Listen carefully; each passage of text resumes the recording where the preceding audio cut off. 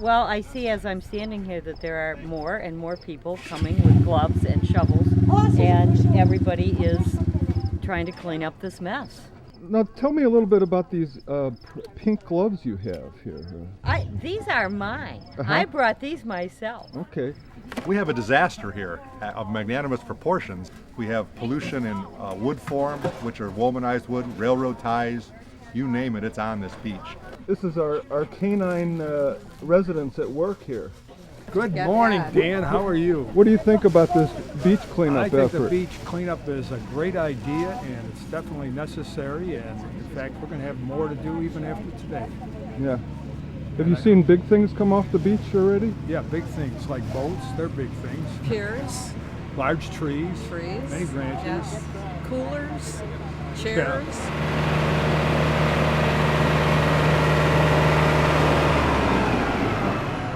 Pick up gloves and garbage bags. Be careful, wear good shoes. We have limited resources, and our greatest resource, I think, as you can see out here, are the people that live here and their efforts that they're willing to put in when it comes to this sort of a situation. Taking garbage bag and counting tallying what kind of garbage you find? Sure.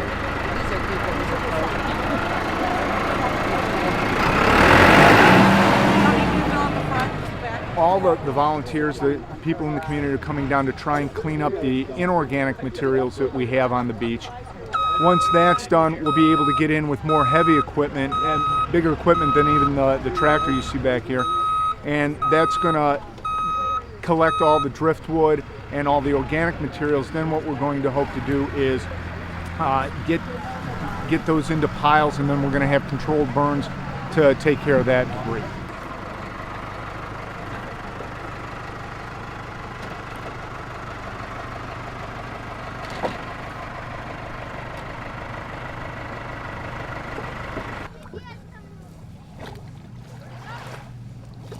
This is one of the examples of what makes Ogden special, are all the residents, and I believe there are probably some guests who have turned out to help clean this beach.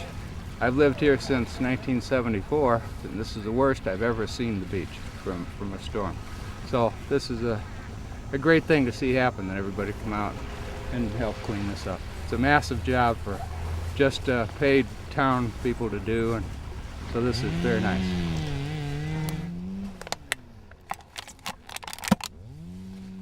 I'm really surprised at how many people are here, because I didn't think there would be, and I've grown up here, and I always think there's a lot of nasty crap on the beach, and we never really clean it up, and it's kind of cool how everybody gets together and cares about their community and stuff.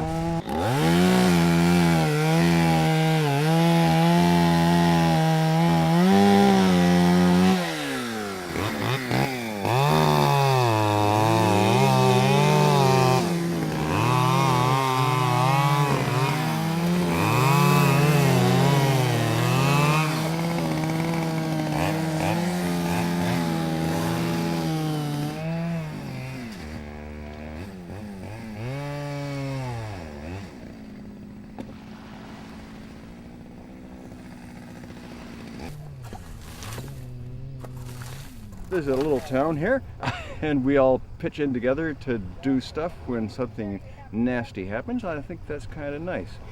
But there's a great sense of community in this place too. Well, I think they're going to have hot dogs. That's something. Are they? Yeah, hot dogs at 11:30. Sure. Yeah, and by then, we're all going to be ready for it. Apparently people have been down here before getting a lot of the bigger debris up, because there's just little things and wood, but it's nice to see people of every age working down here together, which is what a community is. Well, we just moved here this summer, and we love the beach and everything about the community, and this is just part of being part of the town. What do you think? Yep. Look at the camera and talk about why you like Ogden Dunes. Well, I like Ogden Dunes because it's not you don't have to drive it's just really nice because you're right by the water. Well put. Well, we're here because we go to Valpo High School and we're in an environmental science class, so it's actually required that we do 10 hours of community service each semester. So we get information like places like where to go, like here and clean up and get so many hours done. Like I thought we'd just be picking up like garbage people would leave, not just like this huge amount of debris.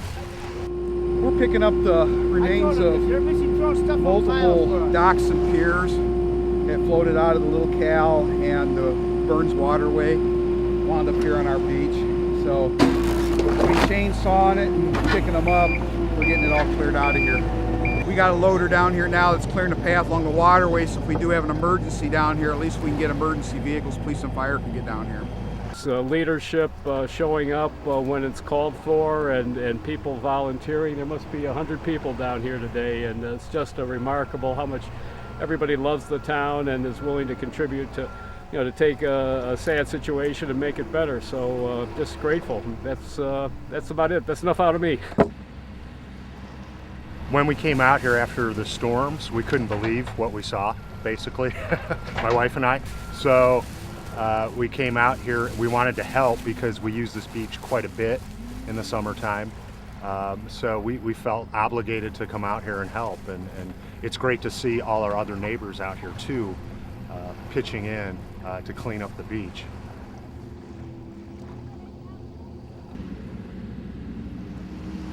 Town and fire department have secured an emergency permit that we can do some large burn operations, and hopefully we can get some wind out of the south so it takes the smoke and embers over Lake Michigan, and we can burn the large accumulation of trees and branches and that kind of thing off and get the beach recovered as much as possible. I've never seen anything like this in my 66 years, and I think the water going down Burns Ditch was at least 20 miles an hour. And it's amazing that this much stuff came out of that creek, but I do know it drains 300 and some square miles, so it's a big area. So I've been cutting up logs, and other people have been hauling them, which I think is a smart way to do it. I don't have to do the heavy lifting.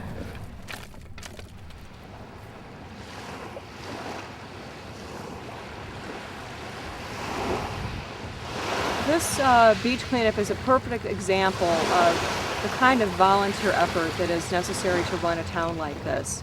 On Saturday, the volunteers far exceeded my expectations. They cleaned all of the garbage from the beach, which was really the first step, and then they started piling the wood. From there, the wood is all going to be consolidated into some larger piles so that the town can do in a controlled manner burning of those piles when the conditions are right, and so that we can notify residents when it's happening, so that we can burn down those piles in a reasonable manner and manage them. But we need to really look at what the volume of water and how it flows down Burns Ditch and how those watersheds are managed. Are we really managing them to the fullest extent possible? Considering the amount of development in Northwest Indiana, and considering the impact that it ultimately has on one of the largest freshwater bodies in the entire world.